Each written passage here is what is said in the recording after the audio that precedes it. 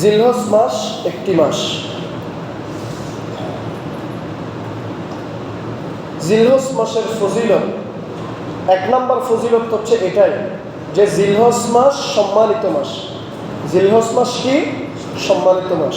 দলিল সূরাতুত তাওবার ৩৬ নম্বর আয়াত, আল্লাহ তাআলা বলছেন, ইন্না ইদ্দাতাশ শুহুরি ইনদাল্লাহি 12 শাহরা ফি কিতাবিল্লাহি ইয়াওমা খালাকাস সামাওয়াতি ওয়াল আরদা মিনহা আরবাআতুন হুরুম যালিকাদ দীনুল কাইয়্যিম।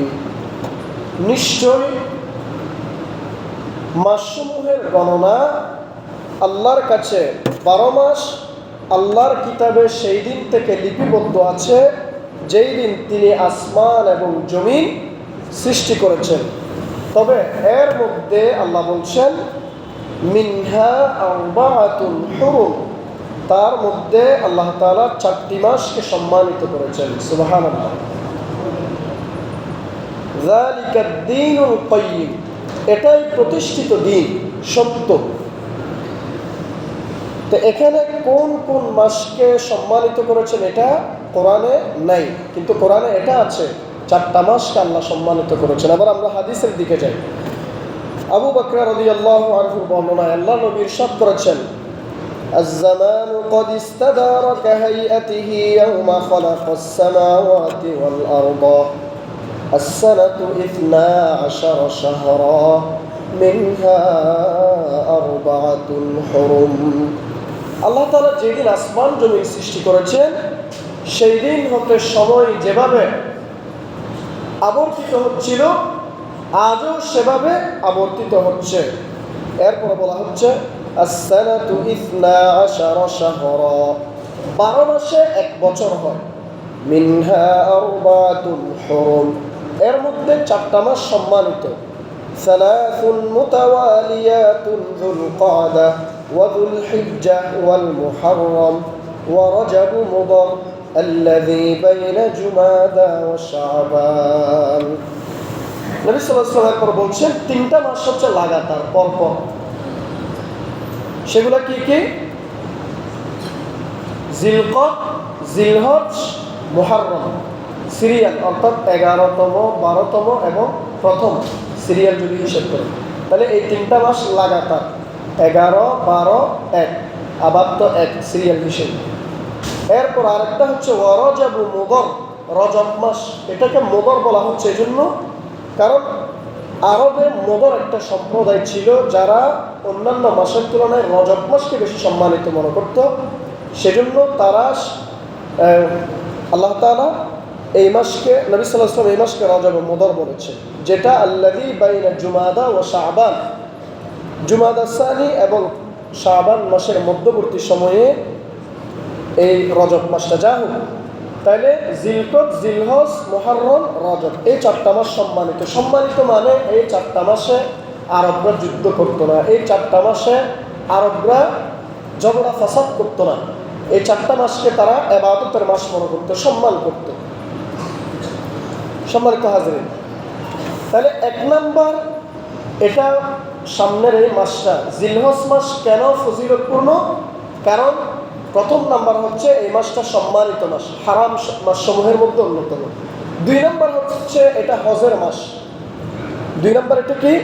হজের মাস। আচ্ছা, সারা বছর উমরা করার সুযোগ থাকলেও সারা বছর আপনার যে কোনো সময় চাইলে কি হজ করা যায়?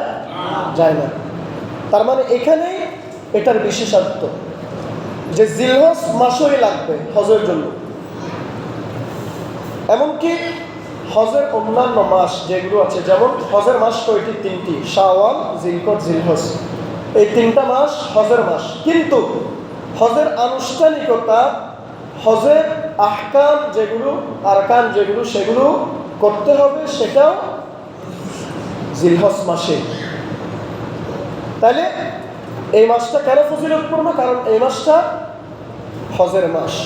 আল্লাহ তাআলা বলছেন, আল হজ্জু আশহুরুম মালুমাত ফামান ফারাদা ফীহিন্নাল হজ্জা فلا رفث ولا فسوق ولا جدال في الحج হজ হয় সুবিদিত নির্ধারিত মাসগুলিতে فمن فرض فيهن الحج তারপর কেউ যদি এই মাসগুলিতে হজ করার নিয়ত করে মনস্থির করে ফালা রাফাথা ওয়ালা ফুসুকা ওয়ালা জিদালা ফিল হজ সে যেন হজের সময় স্ত্রী সম্ভোগ অন্যায় আচরণ এবং ঝগড়া ফাসাদ না করে। এখানে আব্দুল্লাহ ইবনে আব্বাস রাদিয়াল্লাহু আনহু বলেন হজের মাস নির্ধারিত মাস এখানে যেগুলো বলেছে আল হজ্জ আশহুরুম মা'লুমাত, এই আশহুরুম মা'লুমাত বলতে শাওয়াল, জিলকদ, জিলহজ আল্লাহ তাআলা এই মাসগুলোকে বুঝিয়েছে। তাইলে সহজ কথা, আপনি চাইলে সারা বছর যে কোনো দিন যে কোনো সময় উমরা করতে পারবেন, কিন্তু জিলহজ মাসের 9 তারিখ ইয়াউমা আরাফা না আসা পর্যন্ত, 8 তারিখ থেকে শুরু হবে, এই তারিখ না আসা পর্যন্ত আপনি চাইলেও হজ করতে পারবেন না। সেজন্য যেহেতু হজটা এই মাসেই, সেজন্য এই মাসটা সম্মানিত, এই মাসের ফজিলত বেশি। 3 নাম্বার, এটা হচ্ছে কোরবানির মাস। এটা কিসের মাস? কোরবানির মাস। এই মাসের 10 তারিখ থেকে 10, 11, 12 3 দিন কোরবান করতে পারেন। তাহলে যেটা আপনি চাইলে অন্য মাসে করতে পারবেন না কোরবান। তাহলে এই তারিখগুলোর সাথে এই মাসের সাথে সম্পর্কিত, সেজন্য এই মাসটা গুরুত্বপূর্ণ। আপনি চাইলে যে পারবেন না, যেমন এমনকি ঈদের দিন নামাজের আগেও আপনার কোরবান হবে না। ঈদের দিন আমরা ঈদুল আজহার দিন যতক্ষণ পর্যন্ত নামাজ পড়ি নাই, ঈদের নামাজ, ততক্ষণ এর আগে পশু জবাই করলে সেটা কোরবান হবে না। সহিহ বুখারীর 5500, নাসাই সুনান নাসাইর 4410 নম্বর হাদিস, মান যাবাহা ক্বাবলা আস-সালাতি ফালইযাবহ মাকানাহা উখরা, যেই ব্যক্তি সালাতের পূর্বে জবাহ করেছে, ফালইযাবহ মাকানাহা উখরা, সে যেন তার পরিবর্তে আরেকটা জবাহ করে নেয় পরবর্তীতে। কেউ যদি নামাজের আগে সালাতের পূর্বে কেউ যদি জবাহ করে, তাহলে তাকে আবার পুনরায় আরেকটা পশু কি করতে হবে? জবাহ করতে হবে। ওয়ামান কানা লাম ইয়াযবাহ হাত্তা সাল্লাইনা ফালইযাবহ আলা ইসমিল্লাহ, আর যে ব্যক্তি সালাত আদায় করা পর্যন্ত জবাহ করেনি, সে যেন এখন আল্লাহর নাম নিয়ে জবাহ করে। তার মানে আপনি জবাহ করতে পারবেন নামাজের পরে। সুতরাং বোঝা যায় কোরবান করতে হলে আপনাকে নির্ধারিত একটি সময় আসতে হবে, যেটা জিলহজ মাসের 10 তারিখ। জিলহজ মাসের 10 তারিখ। তাহলে এই মাসটা এই জন্যই ফজিলত করব, কারণ এই মাস না আসলে কোরবান হবে না, এই মাস না আসলে হজ হবে না। এরপরে এবার আসে এই মাসের প্রথম দশকের ফজিলত। পুরো মাসটা ফজিলতপূর্ণ হলেও প্রথম 10 দিনের বিশেষ আমল আছে, বিশেষ ফজিলত হাদিসের মধ্যে আছে। 1 নাম্বার, প্রথম দশকের ফজিলত কি? 1 নাম্বার হচ্ছে আল্লাহ তাআলা এই প্রথম দশকগুলোকে, জিলহজের প্রথম দশককে আল্লাহ তাআলা কসম খেয়েছেন। আল্লাহ তাআলা কোনো একটা বিষয় যখন বুঝাতে চান তার বান্দাকে, গুরুত্ব যখন বুঝাতে চান, আমরা মানুষরা বুঝাতে গেলে তাকিদ দেই, কখনো কখনো শপথ করি, আল্লাহ কখনো কখনো শপথ করেন। তিনি কিসের শপথ করবেন? আল্লাহ তাআলা কখনো আসরের শপথ খেয়েছেন, কখনো দোহার জোহরের শপথ খেয়েছেন, কখনো চন্দ্রের শপথ খেয়েছেন, কখনো সূর্যের শপথ খেয়েছেন। এভাবে বিভিন্ন তার সৃষ্টির শপথ খেয়েছেন। সেখান থেকে আল্লাহ তাআলা তার গুরুত্ব বোঝানোর জন্য শপথ খেয়েছেন জিলহজ মাসের প্রথম দশকে। যেমন সূরাতুল ফজর, ওয়াল ফজর অর্থ হচ্ছে শপথ, কসম, ফজরের, ওয়ালায়ালিন আশর শপথ 10 রাত্রির, 10 রজনীর শপথ, ওয়াশ-শাফঈ ওয়াল ওয়াতর শপথ জোড় এবং বেজুড়ে। তাহলে এখানে আল্লাহ তাআলা 3টা শপথ খেয়েছেন। 1 নম্বর শপথ ফজরের, 2 নম্বর শপথ ওয়ালায়ালিন আশর 10 রজনীর শপথ। এবার নবী সাল্লাল্লাহু আলাইহি ওয়াসাল্লাম এই বিষয়ে কি বলছেন দেখেন। মুসনাদ আহমদের 14102 নম্বর হাদিস, ইন্নাল আশরা আশরুল আদহা ওয়াল উইত্র ইয়াউমু আরাফা ওয়াশ-শাফআ ইয়াউমুন নাহর। দশম হলো ঈদুল আজহার দিন। এখানে যে এই আয়াতগুলোতে 10 রাত্রির, 10-এর যে কসম খেয়েছেন, এই 10 হচ্ছে ঈদুল আজহা দিন। আর বেজুর হলো আরাফার দিন, কারণ আরাফা হয় কয় তারিখ? 9 তারিখ, সেটা বেজুর। আর ওয়াশ-শাফআ ইয়াউমুন নাহর জোর হলো কোরবানির দিন, নাহারের দিন। প্রথম এই 10 রজনীর, অর্থাৎ এই 10 রজনীকেই আল্লাহ তাআলা কসম খেয়েছেন এক কথায়। এরপর আর কেন শ্রেষ্ঠ দিন, কেন শ্রেষ্ঠ হবে, কেন মর্যাদাপূর্ণ হবে এই 10টা দিন? কারণ বছরের সর্বশ্রেষ্ঠ দিন হচ্ছে এগুলো। আব্দুল্লাহ ইবনে জাবের ইবনে আব্দুল্লাহর বর্ণনায় আল্লাহ নবী ইরশাদ করেছেন, আফদালু আইয়ামিদ দুনিয়া আইয়ামুল আশর। দুনিয়ার দিনসমূহের মধ্যে জিলহজ মাসের প্রথম 10 দিন সর্বোত্তম দিন। তাহলে দুনিয়ার দিনসমূহ মানে এক কথায় বছরের 12 মাস, 12 মাসের দিনসমূহের মধ্যে সর্বশ্রেষ্ঠ দিনগুলো হচ্ছে জিলহজ মাসের প্রথম দশক। এরপরে আরেকটা ফজিলত হচ্ছে এই দিনগুলির আমল আল্লাহর কাছে বেশি প্রিয়, এই দশকের আমল আল্লাহর কাছে বেশি প্রিয়।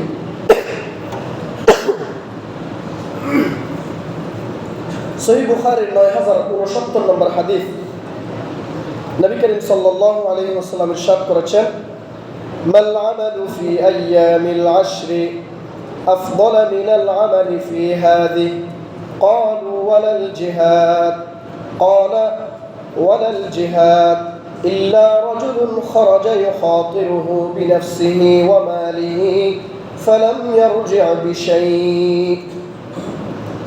নবী করিম সাল্লাল্লাহু আলাইহি ওয়াসাল্লাম ইরশাদ করেছেন, আল্লাহর দিন সমূহের মধ্যে এমন কোনো দিন নাই, এমন কোনো দিন নাই যেই দিনের আমল আল্লাহর কাছে বেশি প্রিয়।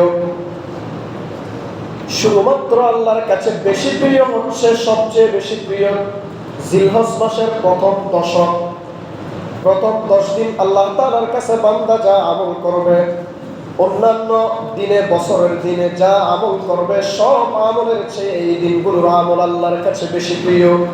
কারণ এই দশকের মধ্যে আছে নহর, এই দশকের মধ্যে আছে ইয়াউমে আরাফা, এই দশক থেকে শুরু হয় ইয়াউমে তাশরিক। তাইলে তাশরিক শুরু হয়, নহর শুরু হয়, এরপরে আরাফা শুরু হয় এই দিনগুলোতে। সেজন্য এই দিনগুলো আল্লাহর কাছে বেশি প্রিয়। সাহাবাগণ প্রশ্ন করলেন তখন, ইয়া রাসূলুল্লাহ ক্বালু ওয়ালাল জিহাদ, আমরা তো জানি জিহাদ করা আল্লাহর কাছে বেশি প্রিয় আমল, রণাঙ্গনে গিয়ে যুদ্ধ করা, খোদাদ্রোহীদের বিরুদ্ধে লড়াই করা, সংগ্রাম করা, এটা তো আমরা জানি আল্লাহর কাছে বেশি প্রিয় আমল। কারণ নবী সাল্লাল্লাহু আলাইহি ওয়াসাল্লাম আরেকটা হাদিসে বলছেন, আহাব্বুল আমাল, আল্লাহর কাছে সবচেয়ে প্রিয় আমল হচ্ছে আল জিহাদ ফি সাবিলিল্লাহ। জিহাদ ফি সাবিলিল্লাহ আল্লাহর কাছে বেশি প্রিয় আমল বলেছে। তাহলে এখন বলছেন এই দশকের আমল বেশি প্রিয়, তাহলে জিহাদও কি ওয়ালাল জিহাদ, জিহাদও কি নয়, মানে জিহাদও কি এর চেয়ে বেশি প্রিয় আমল নয়? নবী সাল্লাল্লাহু আলাইহি ওয়াসাল্লাম তখন বললেন, ওয়ালাল জিহাদ, না জিহাদও নয়। সুবহানাল্লাহ। তবে ইল্লা রাজুলুন খারাজা ইউখাতিরুহু বিনাফসিহি ওয়া মালিহি ফালাম ইয়ারজি' বিশাই।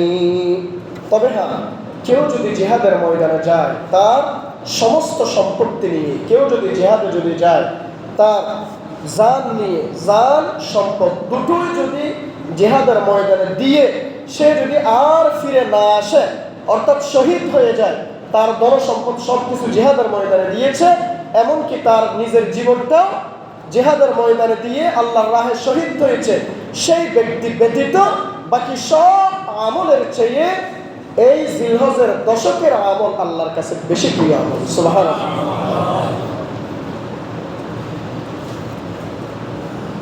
আর এক হাদিস আল্লাহর নবী ইরশাদ করেছেন, মা মিন আমালিন আযকা ইনদাল্লাহি আযজা ওয়া জাল্লা ওয়ালা আ'যামা আজরান মিন খায়রিন ইয়ামালুহু ফি আশর।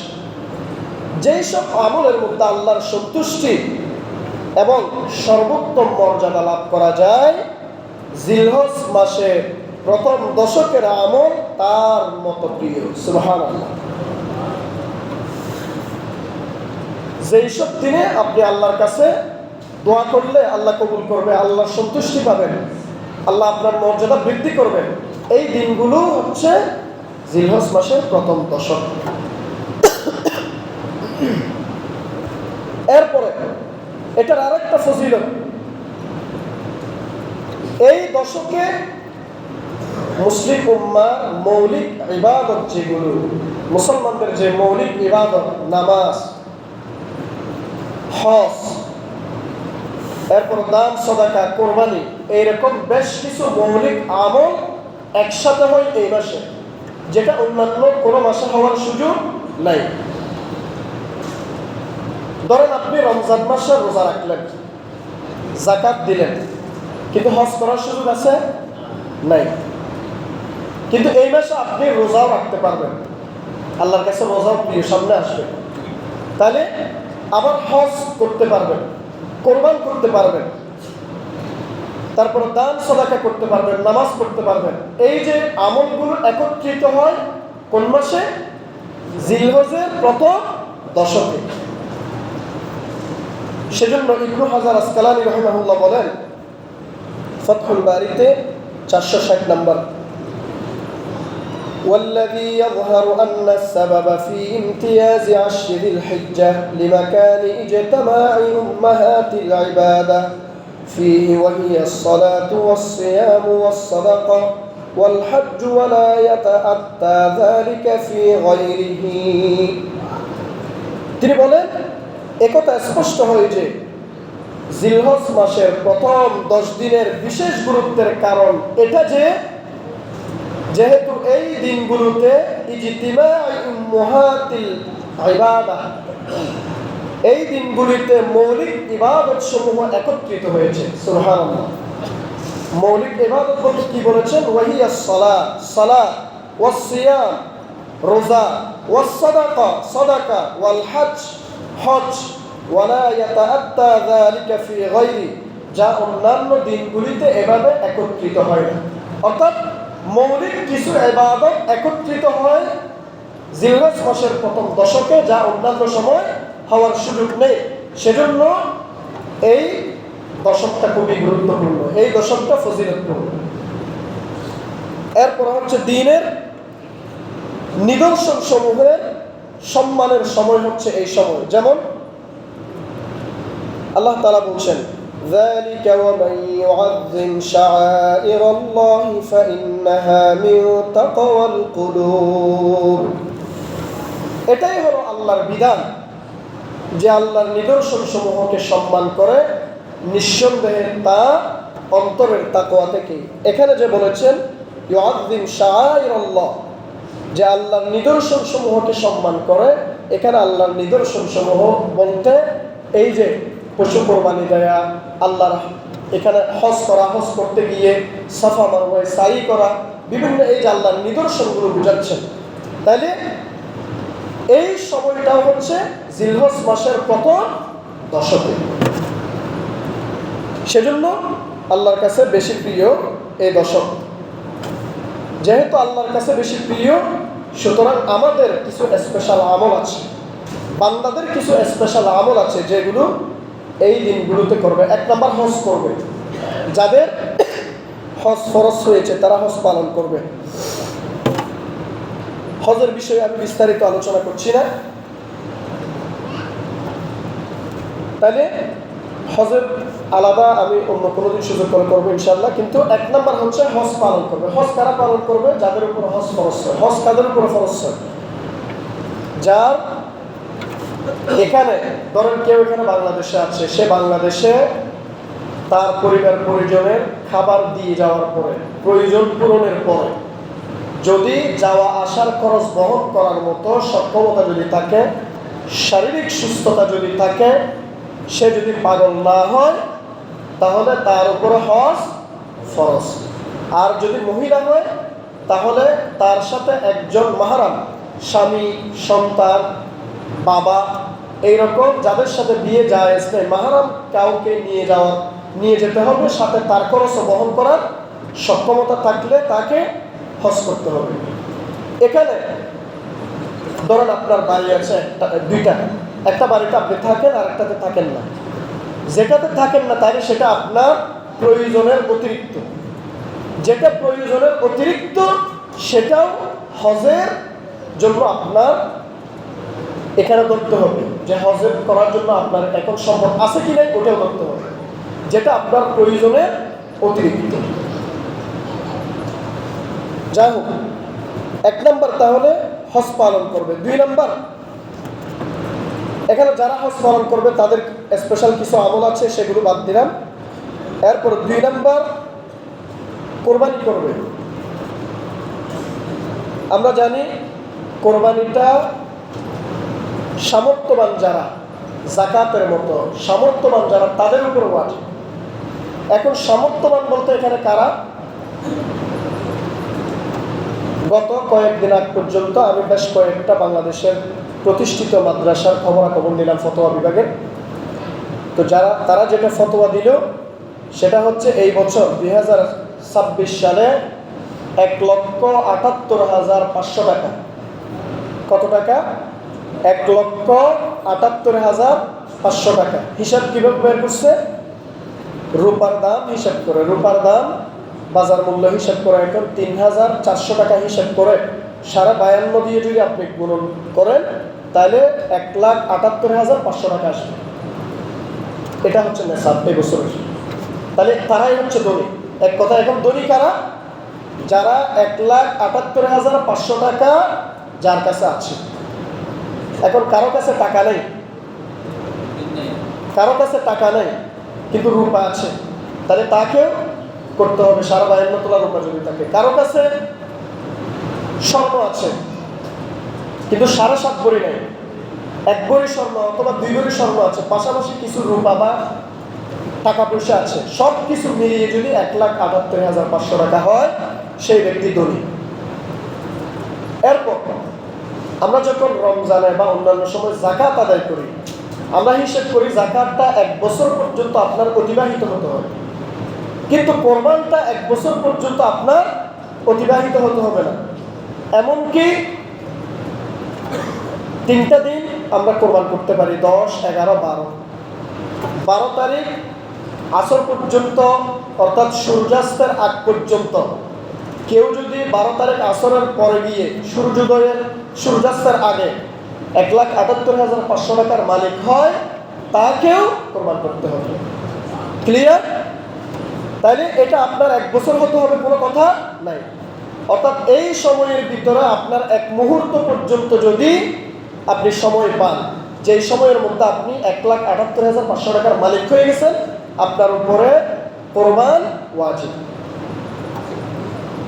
এরপর এই কোরবানটা পরিবারের মধ্য থেকে কে করবে? অনেকে প্রশ্ন করি। সহজ কথা, এটা ব্যক্তিগত আমল। যে 1,78,500 টাকার মালিক সে কোরবান করবে। আমরা অনেককেই ভুল করি কি, এটা প্রত্যেক বছর বলি, এখনো বলছি, স্মরণ করিয়ে দিচ্ছি।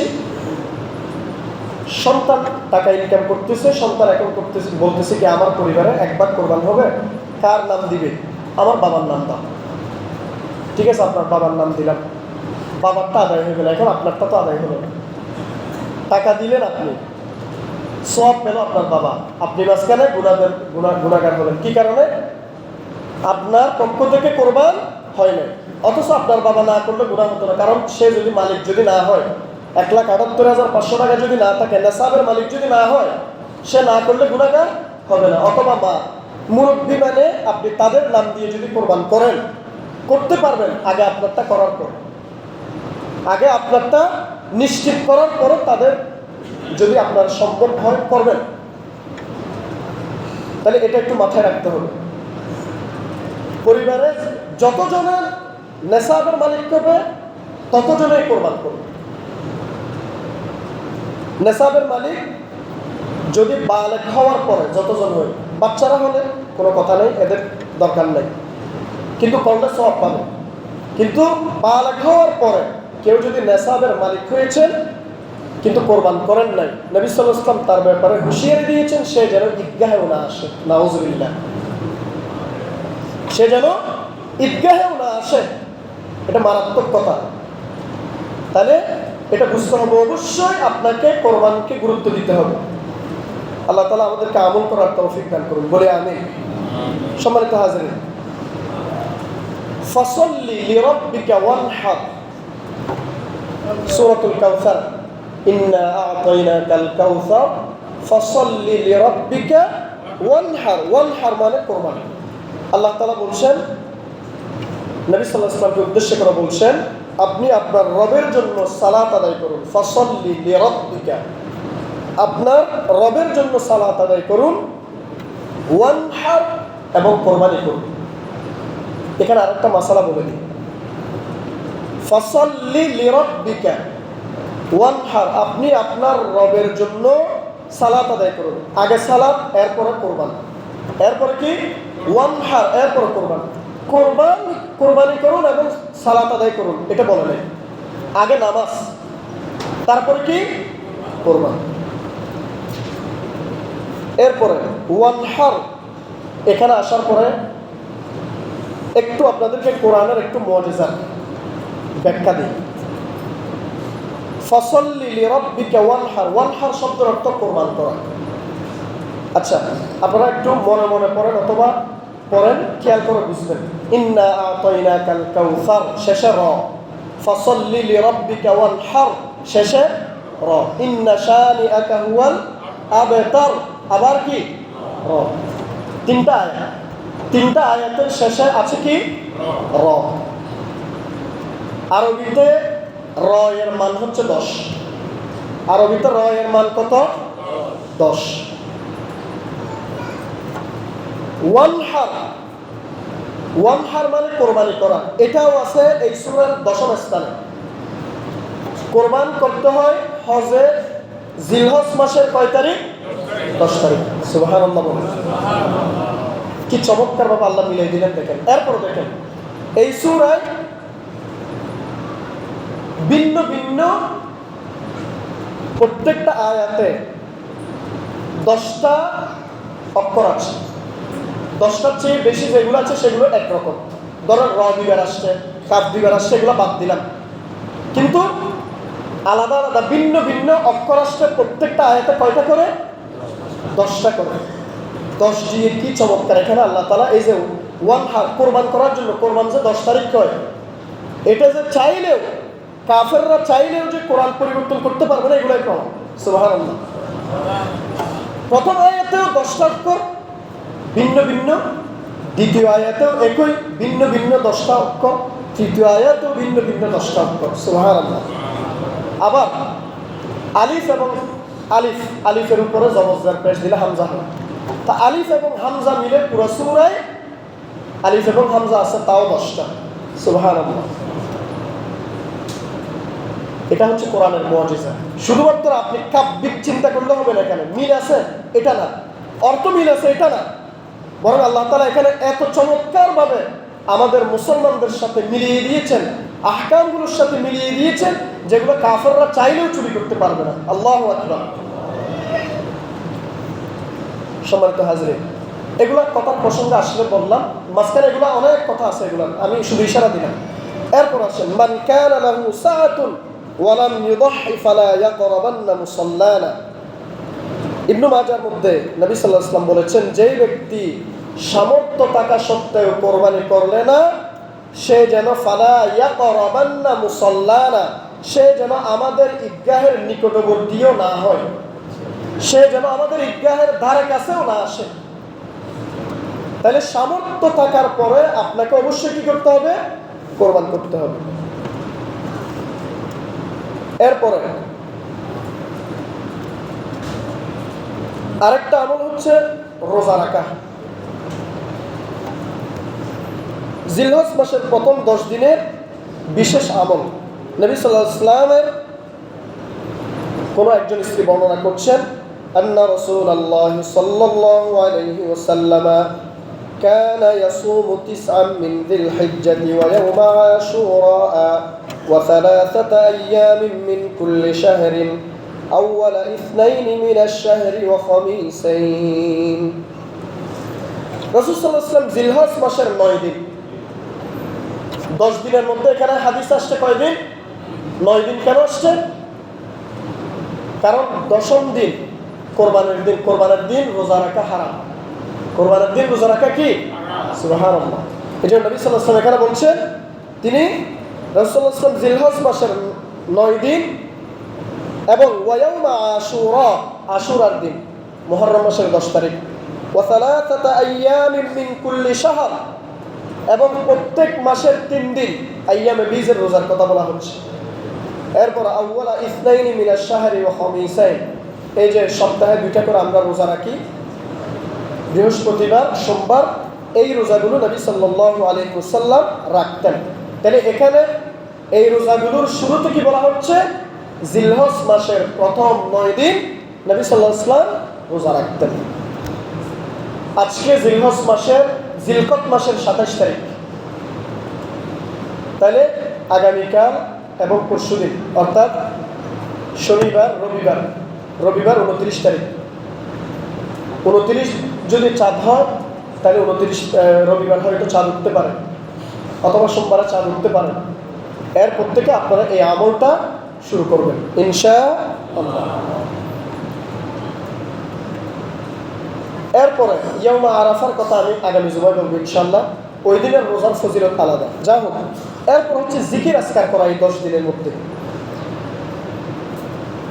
আল্লাহ তাআলা বলছেন, লিয়াশহাদু মানাফিআ লাহুম ওয়া ইয়াযকুরু ইসমাল্লাহি ফি আইয়ামিন মা'লুমাতিন আলা মা রাযাকাহুম মিন বাহিমাতিল আনআম, যেন তারা নিজেদের কল্যাণে স্থানসমূহে হাজির হতে পারে এবং তিনি তাদেরকে চতুষ্পদ জন্তু যেগুলো দিয়েছেন সেগুলো জবে করার সময় তারা যেন নির্ধারিত দিনসমূহে আল্লাহর নাম স্মরণ করতে পারে। আল্লাহর নাম বলতে জিকির। নবী সাল্লাল্লাহু আলাইহি ওয়াসাল্লাম বলছেন, মা মিন আইয়ামিন আ'যামা ইনদাল্লাহ ওয়ালা আহাব্বা ইলাইহি মিনাল আমালি ফীহিন্না মিন হাযিহিল আইয়ামিল 'আশর ফাআকসিরু ফীহিন্না মিনাত তাহলিল ওয়াত তাকবীর ওয়াত তাহমিদ। আল্লাহ নবী ইরশাদ করেছেন, জিলহজ মাসের এই দিনসমূহে আল্লাহর নিকট অধিক মর্যাদাপূর্ণ এবং সম্পাদিত আমল আল্লাহর নিকট অধিক প্রিয়, এর চেয়ে প্রিয় আমল আর নেই। সুতরাং তোমরা এই দিনগুলোতে বেশি বেশি কি করবে? ফাআকসিরু ফীহিন্না মিনাত তাহলিল ওয়াত তাকবীর ওয়াত তাহমিদ, তোমরা বেশি বেশি তাহলিল, বেশি বেশি তাকবীর, বেশি বেশি তাহমিদ, এগুলো বেশি বেশি করবে। তাকবীর, তাহমিদ, তাহলিল মানে সুবহানাল্লাহ, আলহামদুলিল্লাহ, লা ইলাহা ইল্লাল্লাহ, আল্লাহু আকবার, এগুলো বেশি বেশি করবে এই দিনগুলোতে। এরপরে বেশি বেশি তোমরা এই দিনগুলোতে তাকবীর বলবে। ওয়াজকুরুল্লাহ ফি আইয়ামিন মা'দুদাত, আর তোমরা গণনাকৃত দিনগুলিতে আল্লাহকে স্মরণ করবে। এখানে আব্দুল্লাহ ইবনে আব্বাস বলেছেন, আইয়ামিন মা'দুদাত মানে 10 দিন, আর মালুমাত মানে হচ্ছে ওই 3 দিন, 11, 12, 13, টোটাল এই 13 দিন বেশি বেশি জিকির আজকার করা, বেশি বেশি তাকবীর করা। তাকবীর কোনটা? আল্লাহু আকবার, আল্লাহু আকবার, লা ইলাহা ইল্লাল্লাহ, আল্লাহু আকবার, আল্লাহু আকবার, ওয়ালিল্লাহিল হামদ। আর যারা হজে গিয়েছেন তারা তো অবশ্যই এই দিনগুলোতে পড়বেন, লাব্বাইক আল্লাহুম্মা লাব্বাইক, লাব্বাইক লা শারীকা লাকা লাব্বাইক, ইন্নাল হামদা ওয়ান নি'মাতা লাকা ওয়াল মুলকা লা শারীকা লাকা লাব্বাইক। সম্মানিত হাজিরিন, এরপর আরেকটা গুরুত্বপূর্ণ আমল বলে শেষ করছি, সেটা হচ্ছে এই আগামী 2 দিন পরে যখন চাঁদ উঠবে তখন থেকে এই আমলটা শুরু করবেন। তার মানে এর আগে আমাদেরকে কাজ শেষ করতে হবে। কাজটা কি? চুল এবং নখ, শরীরের অবাঞ্ছিত লোম কর্তন না করা, ফেলে না দেয়া। নবী করিম সাল্লাল্লাহু আলাইহি ওয়াসাল্লাম ইরশাদ করেছেন, ইযা দাখালাল আশরু ওয়া আরাদা আহাদুকুম আন ইউদহিয়া ফালা ইয়ামাসসা মিন শারি ওয়ালা বাশারিহি শাইআ। তোমাদের কেউ যদি কোরবানি করার ইচ্ছা করে, সে যেন জিলহজ মাসের প্রথম দশক শুরু হয়ে গেলে নিজের চুল এবং চামড়ার কোনো কিছু যেন সে স্পর্শ না করে। মানে স্পর্শ না করে মানে না কাটে। ওয়াফি রাওয়ায়া, আরেক বর্ণনা আসছে, ফালা ইয়াখুযান্না শা'রান ওয়ালা ইয়াকলিমান্না যুফুরান, সে যেন কেশ না ধরে এবং নখ না কাটে। ওয়াফি রিওয়ায়া, আরেকটা বর্ণনা আসছে, মান রাআ হিলালা যিল হিজ্জা ওয়া আরাদা আন ইউদহিয়া ফালা ইয়াখুযান্না মিন শা'রিহি ওয়ালা মিন আযফারি। যেই ব্যক্তি জিলহজ মাসের নবচাঁদ দেখবে এবং কোরবানি করার নিয়ত করবে, সে যেন নিজের চুল, নিজের নখগুলি না কাটে। তাহলে এক কথায় অনেকগুলো হাদিস আছে, আমি শুধু ইশারা দিলাম, সময় নেই সেজন্য, যে নবী সাল্লাল্লাহু আলাইহি ওয়াসাল্লাম এই 10 দিনে আমাদেরকে বলেছেন কি, যেন নখ না কাটি, যেন চুল না কাটি, শরীরে অবাঞ্ছিত লোম যেগুলো আছে নাভির নিচে, বগলের নিচে, এই পশমগুলো যেন না ফেলি। তাহলে আমাদেরকে এর আগেই সেগুলো পরিষ্কার করতে হবে। এই যে আজকে 27 তারিখ, তাহলে 2 দিন, আরবি মাস 29 এবং 30 দিন হয়। তাহলে রবিবারও হতে পারে, সোমবারও হতে পারে, যে কোনো দিন চাঁদ উঠতে পারে। চাঁদ উঠার আগে এগুলো পরিষ্কার করে নেবেন। বাকি 10 দিন এই আমলটা করব ইনশাআল্লাহ। এরপরে কোরবানি যারা দিতে পারবো না, তারাও যদি ইখলাসের সাথে, তারাও যদি আল্লাহর সন্তুষ্টির জন্য এই আমলটা করে, তাদেরকে আল্লাহ তাআলা এটার কারণে কোরবানির সওয়াব দিয়ে দিবেন। সুবহানাল্লাহ।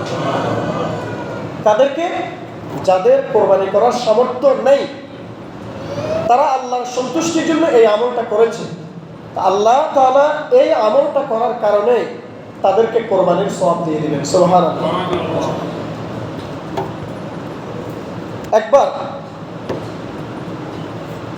আল্লাহ তাআলা, নবী সাল্লাল্লাহু আলাইহি ওয়াসাল্লাম বলছেন, আল্লাহ তাআলা নির্দেশ দিয়েছেন যে কোরবানির দিনকে উম্মতে মুহাম্মাদের জন্য ঈদের দিন হিসেবে নির্ধারণ করা, খুশির দিন হিসেবে নির্ধারণ করা, অর্থাৎ নহর করার, এখন জবাই করতে পারবে। এখন এক ব্যক্তি তখন দাঁড়িয়ে বলল, ইয়া রাসূলুল্লাহ, আমার তো একটা দুধ দেয় এইরকম একটা ছাগল বা ভেড়া, এইরকম একটা জন্তু আছে, যেটা থেকে আমি দুধ দহন করি, আর ওই দুধ বিক্রি করে আমি কি করি, জীবন যাপন করি। তা আমি কি সেটা দিয়ে কোরবানি করব? তার মানে তার কথা থেকে কি বোঝা যাচ্ছে? সে অপারগ, সে অপারগ, তার সামর্থ্য নেই, সেটা বোঝা যাচ্ছে। তার সামর্থ্য আছেই শুধু একটা দুধ দেয় এমন একটা বকরি বা ছাগল বা এইরকম কিছু একটা। এখন এটা যদি সে কোরবানি করে ফেলে, তাহলে তার দুধ বিক্রি করার মতো আর কিছু থাকবে না, জীবন যাপনের মতো আর কিছু থাকবে না। তখন নবী সাল্লাল্লাহু আলাইহি ওয়াসাল্লাম কি বলছেন দেখেন, নবী সাল্লাল্লাহু আলাইহি ওয়াসাল্লাম বলছেন, লা ওয়ালাকিন খুয মিন শারিকা ওয়া আযফারিকা ওয়া তাকুসসু শারিবাকা ওয়া তাহলিকু আনাতাকা ফাতিলকা তামামু উযহিয়াতিকা ইনদাল্লাহ। নবী সাল্লাল্লাহু আলাইহি ওয়াসাল্লাম বলছেন, এটা আবু দাউদের হাদিস, যে না, তুমি সেটা জবাই করবে না, বরং তুমি এই দিনগুলোতে তোমার চুল এবং নখ কাটবে না। তারপর এই দিনগুলোতে তোমার গোফ কাটবে না, নাভির নিচের পশম কাটবে না। যদি এগুলো যদি না করো তাহলে ফাতিলকা তামামু উযহিয়াতিকা ইনদাল্লাহ, এটাই আল্লাহর নিকট তোমার পরিপূর্ণ কোরবানি। সুবহানাল্লাহ। এর চেয়ে আর কোনো কথা আছে? ফাতিলকা তামাম, তামাম মানে পরিপূর্ণ, ফাতিলকা তামামু উযহিয়াতিকা ইনদাল্লাহ, আল্লাহর নিকট তোমার কোরবানি এটাই পরিপূর্ণ কোরবানি। এটা ছাড়া আর কোনো কোরবান তোমার জন্য নাই, তোমার ওইটা জবাই করার দরকার নাই। তার মানে যারা সামর্থ্যবান না, তারাও এই সওয়াবের ভাগীদার হবে যদি তারা এই আমলটা করে। আল্লাহ তাআলা আমাদেরকে